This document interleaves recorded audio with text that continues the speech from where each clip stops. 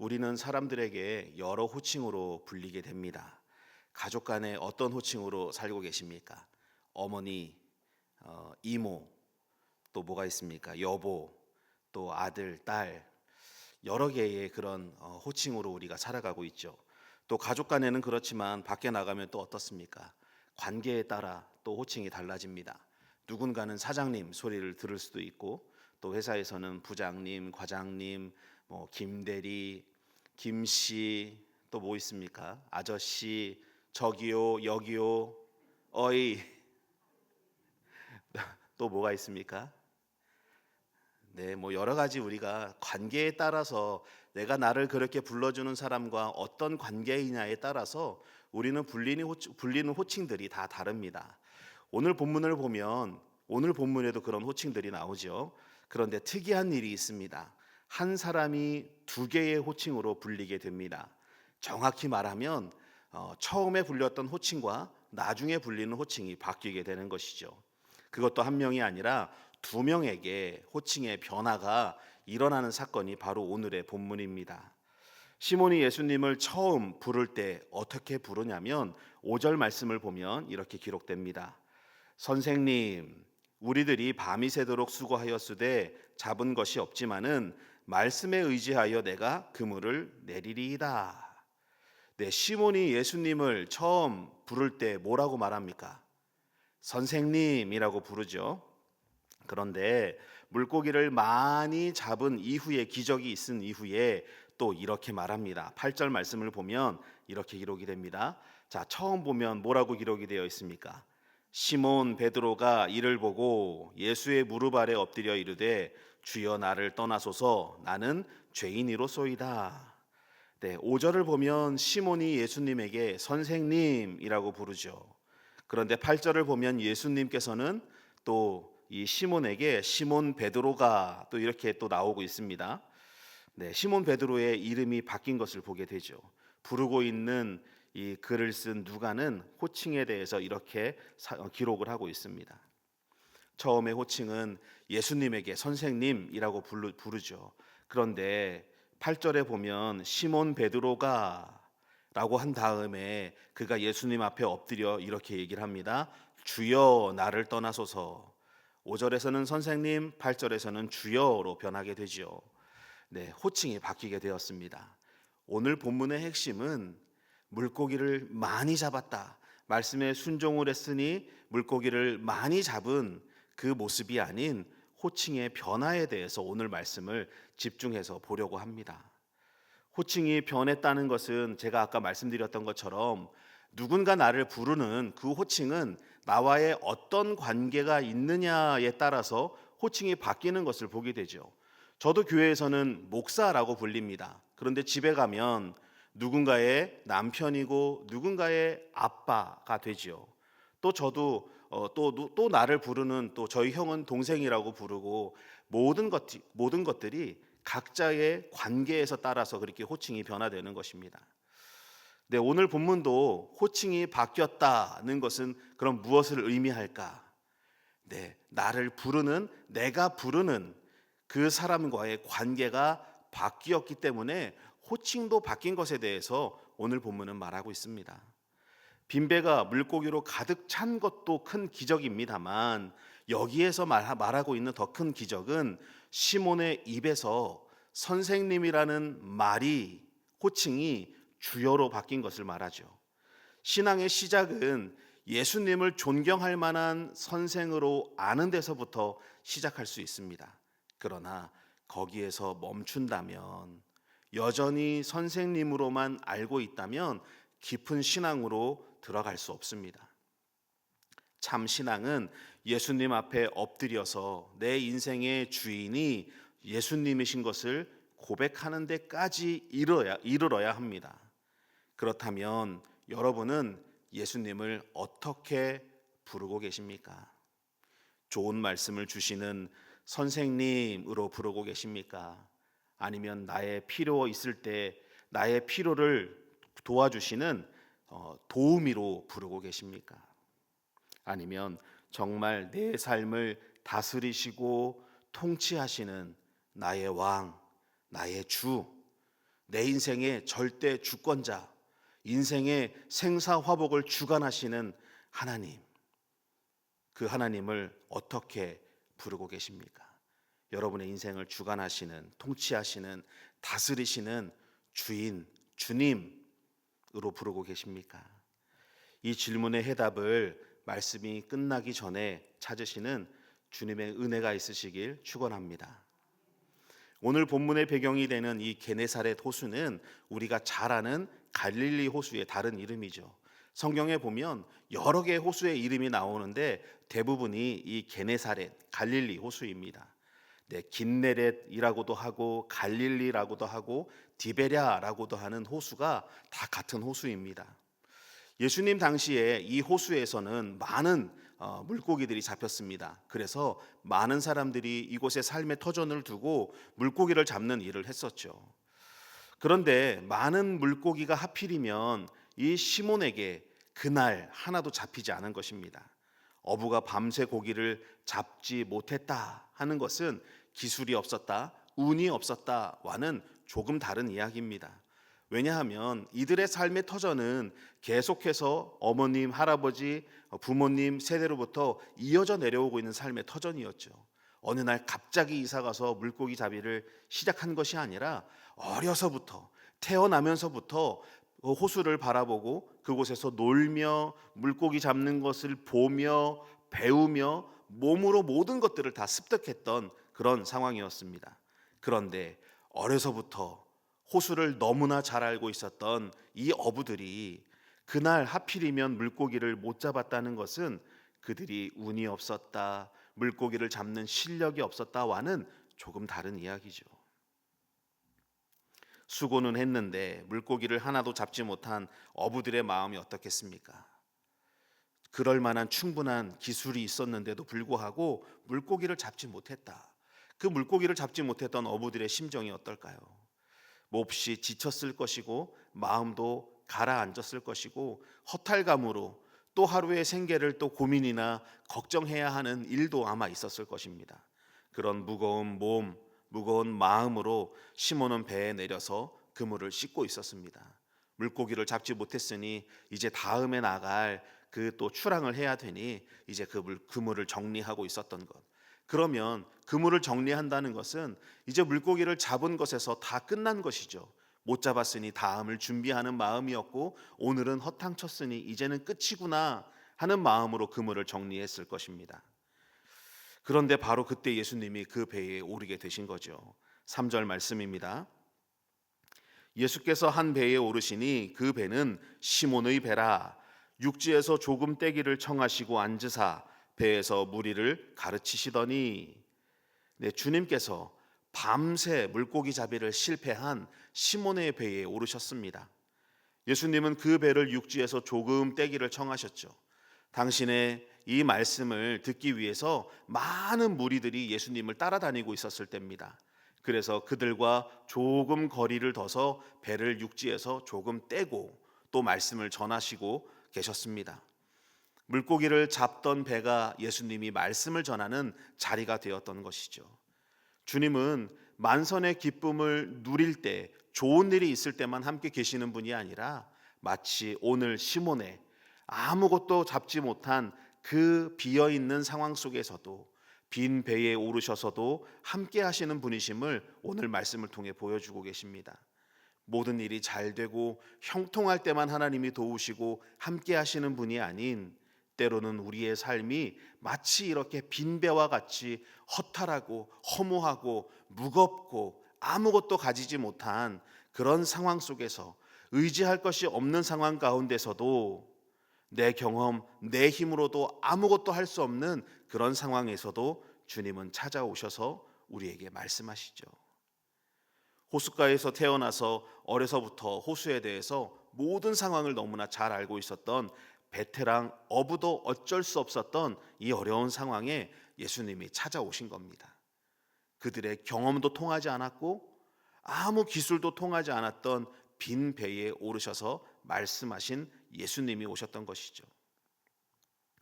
오래 살아왔고 오래 믿어왔고 많은 경험을 하고 있기 때문에 난 잘 알고 있다라고 생각을 했지만, 그럼에도 어느 순간이 되면 우리의 인생에도 마치 이 빈배와 같은 일들이 일어나게 됩니다.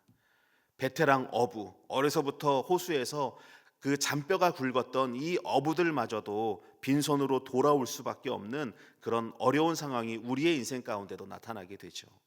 난 참 오래 살았는데, 많이 경험해 봤는데, 내가 오래 믿었는데, 내가 이 교회를 오래 출석했는데, 그럼에도 불구하고 내가 겪었던 모든 경험들이 아무것도 아닌 것처럼 통하지 않는 그런 상황이 내 인생에도 찾아온다는 겁니다. 가정을 위해서 열심히 애썼는데도 불구하고 마음처럼 되지 않을 때, 계획처럼 되지 않을 때가 있습니다. 자녀를 위해 기도했음에도 불구하고 자녀를 위해 기도한 것이 당장 이루어지지 않아 언제까지 기다려야 할지 모르는 막연한 막막함 가운데 있을 수도 있습니다. 인생의 또 문제 앞에서 마음이 무거워질 수도 있죠. 마치 시몬이 허탈하고 막막한 심정으로 그물을 씻는 것과 같을 때가 우리의 삶에도 일어나곤 합니다. 그런 그때에 비어있고 실패했다고 생각하는 그 자리에 주님이 올라오신 겁니다. 여러분의 빈배는 무엇입니까? 여러분의 인생의 빈배, 몸과 마음의 병일 수도 있고 내 힘으로 해결할 수 없는 어려운 일들일 수 있습니다. 난 참 오래 믿어왔는데, 난 참 많은 것을 경험해 봤는데 왜 내 뜻대로 되지 않을까라는 것들이 있죠. 어려운 일들, 내 힘으로 해결되지 못하는 그런 일들이 우리의 인생의 빈배와 같이 우리를 어느 날 갑자기 찾아오곤 합니다. 그런데 여러분 꼭 기억하십시오. 주님이 오르신 이 빈배는 그물을 정리하며 허탈감으로 끝내는 그런 자리가 절대 아닙니다. 새로운 시작이 있는 자리인 것을 여러분 믿으시길 바랍니다. 주님이 오르셨으면 그 빈배가 더 이상 빈배가 되지 않는다는 것을 우리가 누구보다 말씀을 통해서 보았기 때문에 잘 알고 있습니다. 그런데 여전히 우리의 인생에 이 빈배와 같은 일들이 일어나게 된다면 마치 그물을 허탈한 마음으로, 몸과 마음의 무거운 심정으로 씻는 것과 같은 상황이 우리 안에 있다 할지라도 주님이 오셔서 나에게 말씀하시면 더 이상 그런 일들이 이제 끝내는 자리가 아닌 새로운 시작의 자리인 것을 여러분 꼭 기억하십시오. 이 일이 있은 후에 예수님은 말씀을 마치시고 시몬에게 이렇게 말씀하십니다. 4절 하반절 말씀입니다. 깊은 데로 가서 그물을 내려 고기를 잡으라. 네, 아까도 말씀드렸지만 시몬은 어떤 사람입니까? 호수에서 나고 자란 사람. 어려서부터 호수에 대해서 너무나 잘 알고 있었던 베테랑 중에 베테랑 어부였습니다. 호수의 물길, 바람이 어디에서부터 불어오는지, 이 고깃대의 움직임, 이 모든 것들을 훤히 다 알고 있는 그런 사람이었습니다. 그런데 예수님은 깊은 데로 가서 그물을 던져라 말씀하시죠. 시몬의 입장에서는, 이 베테랑 어부의 입장에서는 예수님의 말씀을 들었을 때 어떤 기분이었을까? 충분히 전문가의 입장에서 반박할 수 있었겠죠. 선생님, 무슨 말씀을 하시는지 잘 알겠습니다. 그러나 고기잡이는 제가 잘합니다. 어려서부터 여기에서 나고 자랐기 때문에 물고기 떼의 움직임도 잘 알고 바람이 어디서 불어오는지 물길이 어디로 흘러가는지 제가 너무나 잘 압니다. 지금은 깊은 데로 던져서는 물고기를 잡을 수 없습니다. 밤도 새보았고 제가 이런 것 저런 것 모든 경험을 동원해서 다 해봤는데 지금은 그렇게 해도 물고기를 잡지 못합니다. 이렇게 충분히 이야기할 수 있는 그런 기술이 있었죠. 경험이 있었습니다. 그런데 시몬은 그렇게 말하지 않았습니다. 자기의 생각, 자기의 경험을 드러내지 않고 예수님의 말씀 앞에 순종하게 됩니다. 다시 5절 말씀입니다. 우리 5절 말씀 함께 읽겠습니다. 시작.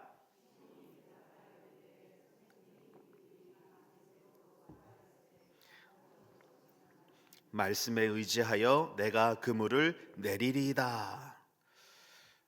믿음이라는 것은 내 경험과 생각이 미치지 못하는 곳에서부터 시작이 됩니다. 모든 것이 끝난 상황에서 말씀을 붙잡았을 때 믿음의 역사가 일어납니다. 우리 너무나 잘 알고 있죠. 믿으면 된다. 너무나 잘 알고 있습니다. 그런데 문제는 그렇게 하기까지가 참 쉽지 않습니다. 예수님은 이해하기 어렵고 믿기 힘든 말씀을 하십니다. 전문가 입장에서, 어려서부터 나고 자란 이 베테랑 어부의 입장에서 깊은 데로 가서 그물을 내려 고기를 잡으라. 말로는 참 쉽죠. 말은 참 쉽습니다. 깊은 데로 가서 그물을 던져, 그럼 고기가 잡힐 거야. 그런데 순종이라는 것은 참 어렵습니다. 우리가 순종이라는 것을 여러 번 말씀도 드리기도 하고 여러 번 듣기도 하는 그런 입장이죠. 그런데 순종이라는 것이 들려졌을 때 우리의 심정이 어떻습니까? 부담이 먼저 될 수도 있습니다. 순종이라는 것은 내가 오랫동안 쌓아왔던 내 경험, 내가 알고 있는 것, 이 모든 것들을 다 하나님의 말씀 앞에 내려놓는 것입니다. 그러니 순종한다는 것이 얼마나 어렵습니까? 하나님, 보이지 않는 하나님의 말씀을 듣고 그 말씀대로 살아야 한다는 것이 우리의 입장에서 보는 것이 중요하고 들리는 것이 중요한 삶을 살아가고 있는 우리의 입장에서 얼마나 어렵습니까? 성경에서 일어난 이 사건들이 과연 지금 나에게 일어날 수 있을까? 이 이성의 끈이 여전히 우리를 붙잡고 있는데 어찌하여 우리가 순종한다는 것이 쉽게 느껴지겠습니까? 그런데 반전이죠. 그런데 말씀에 순종하면 이런 기적을 볼 수 있습니다. 우리가 순종하지 못하는 것은 여전히 내가 하나님을 정확히 완전히 믿지 못함 때문 아닙니까? 어쩌면 여전히 시몬처럼 예수님을 만났음에도 불구하고 전지전능하신 하나님, 나를 구원하신 하나님, 말씀하시는 것을 이루시는 하나님으로 믿었다면 처음 만났을 때 주여라고 했겠죠. 그런데 시몬은 예수님을 만났을 때 무엇이라 불렀습니까? 선생님.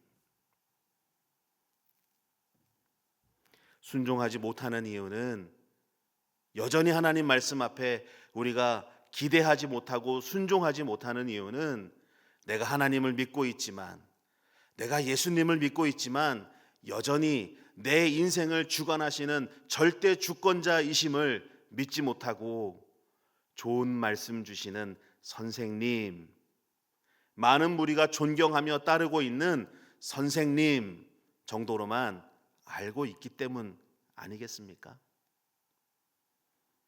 삶의 지혜 귀합니다. 경험이 필요 없다는 뜻도 절대 아닙니다. 그러나 믿음은 내 경험을 하나님의 말씀보다 높이지 않는 것입니다. 시몬은 아직 예수님을 온전히 알지 못했습니다. 그는 그저 예수님을 좋은 말씀을 전해주시는 선생님 정도로만 알고 있었습니다. 그러나 그 선생님 말씀 앞에 자기의 경험을 내려놓고 그 순종의 자리에서 시몬은 예수님을 새롭게 만나게 됩니다. 시몬이 말씀에 의지하여 그물을 내렸을 때 우리가 잘 아는 놀라운 일들이 일어나게 되죠. 물고기가 너무 많이 잡혀서 그물이 찢어질 지경이 되자 다른 배에 있는 동무들에게 손짓하여 도와달라 합니다. 그들이 와서 담았는데 이 두 배가 물에 잠길 만큼 많은 물고기를 잡게 되었습니다. 놀라운 기적이 일어나게 된 것이죠. 그런데 오늘 본문의 중심은 많은 물고기를 잡은 것이 아닙니다. 보이는 것이 아닌 보이지 않는 완전한 변화가 오늘 본문의 중심입니다. 시몬의 눈이 드디어 예수님이 누구신가 새롭게 보게 된 것이죠. 5절에서 시몬은 예수님을 선생님이라고 불렀습니다. 일반적으로 선생은 가르치는 사람을 말하죠. 신약 성경에서 제자가 스승을 부를 때 랍비라는 표현을 씁니다. 랍비는 존경받는 스승, 가르치는 사람을 의미합니다. 그런데 누가복음 5장 5절에 시몬이 선생님을 부른 원어를 보니까 일반적인 랍비보다 조금 다른 의미를 가지고 있습니다. 헬라어로는 에피스타타라고 부릅니다. 지식을 전달하는 선생이라는 것보다 조금 더 넓은 의미로 쓰였습니다.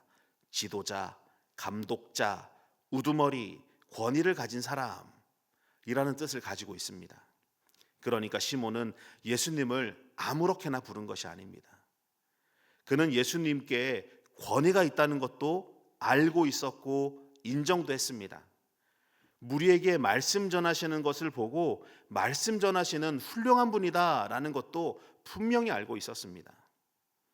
예수님을 존경받는 높은 위치에 계신 분으로 분명히 부르고 있습니다.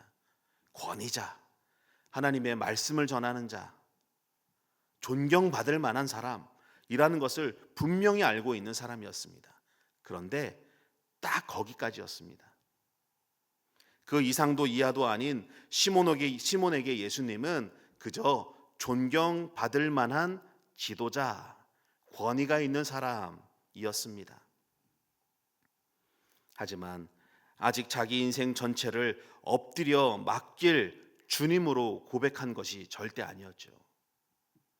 그런데 이 물고기를 잡는 기적 이후에 시몬의 눈이 그때서야 열리게 됩니다.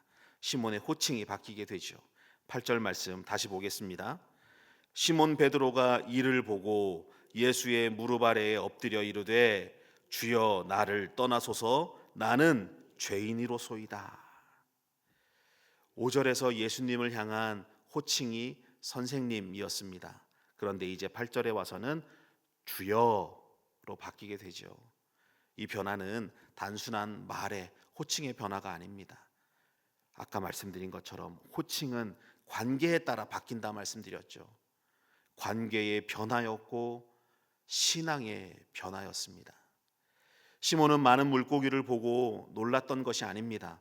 그는 예수님의 거룩한 권능 앞에 무릎을 꿇을 수밖에 없는 그 권능 앞에 엎드렸던 것입니다. 자신의 모습을 보이니 얼마나 그 모습이 초라해 보였겠습니까? 여태껏 존경받을 만한 랍비 정도로 알고 있었는데 그의 말씀에 순종하고 보니 예수님이 어떤 분이신지에 대해서 정확하게 알게 되었을 때 그는 엎드리지 않을 수 없는 상황이 된 것입니다. 내가 누군지를 알게 되었으니 엎드릴 수밖에 없었던 것이죠. 주여 나를 떠나소서 나는 죄인이로소이다. 예수님이 어떤 분이신 걸 알게 되자 내 자신을 먼저 돌아보게 되었습니다. 그러자 자신이 죄인이라는 것을 알게 되었죠. 시몬이 예수님을 주여라고 부르기 이전에 시몬의 호칭도 또 바뀌게 됩니다. 8절 맨 앞부분 어떻게 기록되어 있습니까? 8절의 맨 앞부분을 보면 시몬 베드로라고 분명하게 기록되어 있습니다.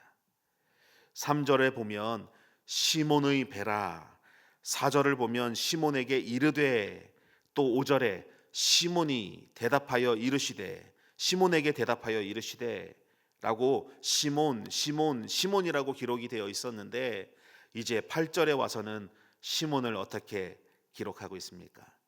시몬 베드로. 성도 여러분, 말씀을 듣는 것과 말씀 앞에 엎드리는 것은 다릅니다. 반성하는 것과 회개하는 것도 완전 다릅니다. 존경하는 것과 주님으로 고백하는 것 또한 완전히 다릅니다.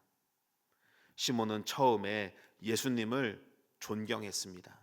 그의 권위도 인정했고 말씀을 전하는 랍비다라는 것도 알고 있었던 사실이었습니다.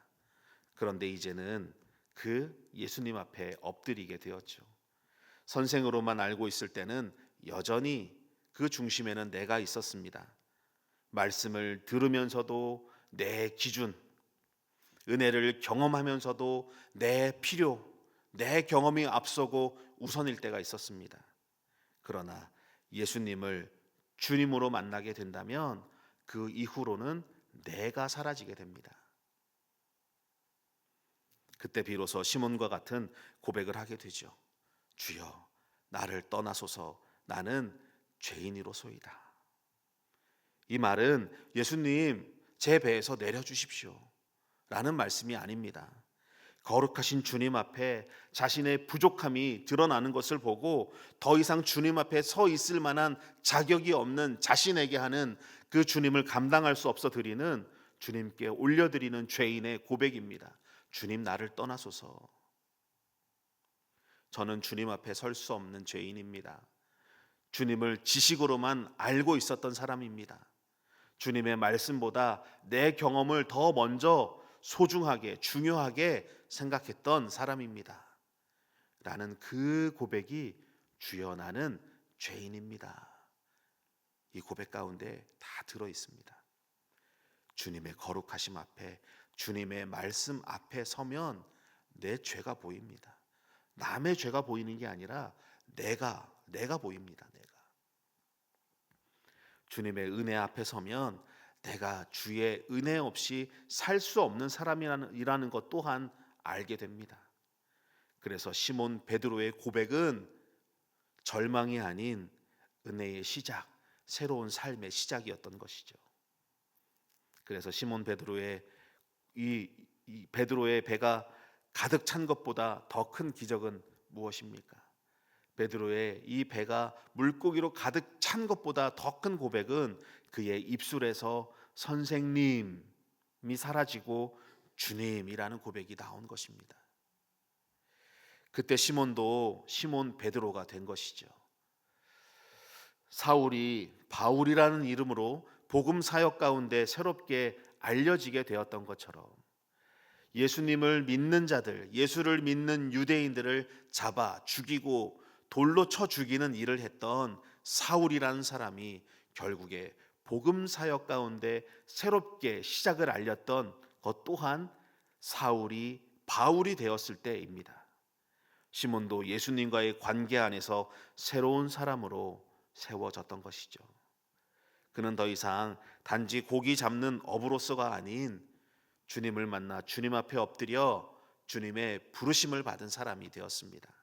이것이 신앙 안에서 이루어진 주님과 나의 새로운 신앙 관계입니다.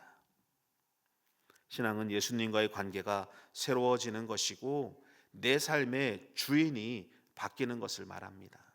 이제 주여라고 말하는 것은 내 인생의 주인이 내가 아닌 예수님이 주인이십니다 라는 고백이죠. 여전히 내 인생의 경험을 중요시하고 여전히 내가 가진 것들을 믿고 내 삶을 계획하고 살아간다는 것은 하나님을 믿지 않는 것입니다. 믿음이 있다 말할 수 있지만 믿음 없는 것입니다. 내 인생에 여전히 내가 주인인 것은 아직 하나님과 내 관계가 정리되지 않은 것입니다. 신앙 안에서 우리의 관계가 새롭게 형성되어야 합니다. 여러분은 하나님을 주인으로 주님으로 믿고 계십니까?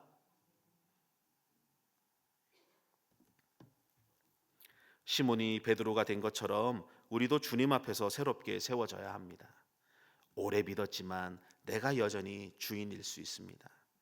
교회 안에 오래 있었지만 그럼에도 불구하고 말씀 듣는 것에 더디할 수 있습니다. 예배는 익숙한데 주님께 내 삶을 여전히 내어 맡기지 못할 수도 있습니다.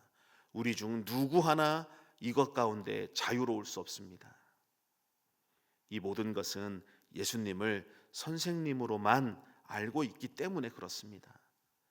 여러분, 주님을 정말 주님으로 인정하시고 믿음의 고백을 드리시길 바랍니다. 언제까지 내 인생의 주인이 나이면서도 하나님을 주님이라고 부르고 계십니까? 사랑하는 성도 여러분, 오늘 예수님을 선생님에서 주님이라고 고백한 자의 이 변화된 이야기처럼 우리도 그리 되길 축원합니다. 예수님을 선생님에서 주님으로 고백하고 경외하는 자리까지 나아가는 저와 여러분이 되길 주님의 이름으로 축원합니다. 전심을 다하여 예배드리는 자, 그 마음 가운데 내가 주인이 아닌 오직 하나님께서 영광 받으실 만한 예배를 드리고 영광 받으실 만한 삶을 살아내는 삶이 주님을 경외하는 자의 삶의 모습입니다. 예배드리면서도 여전히 내가 주인인 것은 내가 예배드리는 자리에 있음에도 불구하고 나는 여전히 믿지 못하는 사람임을 여러분 기억하십시오. 우리는 하나님을 믿는 자, 하나님이 부르신 거룩한 무리입니다. 그렇다면 우리의 삶을 거룩하신 하나님께 내어 맡기고 내 인생을 주관하시고 내 인생을 계획하시며 그 하나님의 섭리 가운데 나를 인도해 가심을 여러분 믿고 따르셔야 됩니다. 내가 원하는 것을 얻고자 노력하는 것은 여전히 말씀을 주시는 랍비 정도로만 알고 있는 것이고 나에게 필요할 때 도움을 주시는 도우미 정도로만 알고 있는 것입니다. 그러나 내가 원하는 것이 아닌 하나님이 원하시는 것이 내 삶 가운데 이루어지기를 원하여 살아가는 삶의 모습을 사는 사람이라면 그는 참으로 하나님을 믿는 사람인 것이죠.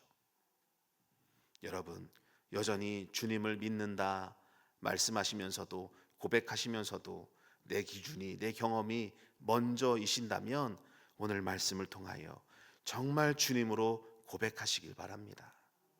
말씀을 듣는 자리에서 말씀에 의지하여 그물을 내리는 자리로 나아가시는 우리 성도님들 되시길 주님의 이름으로 축원합니다. 빈배 앞에 앉아있던 시몬에서 주님의 부르심을 받은 믿음의 반석과 같은 베드로처럼 세워지시기를 주님의 이름으로 축원합니다. 기도하겠습니다.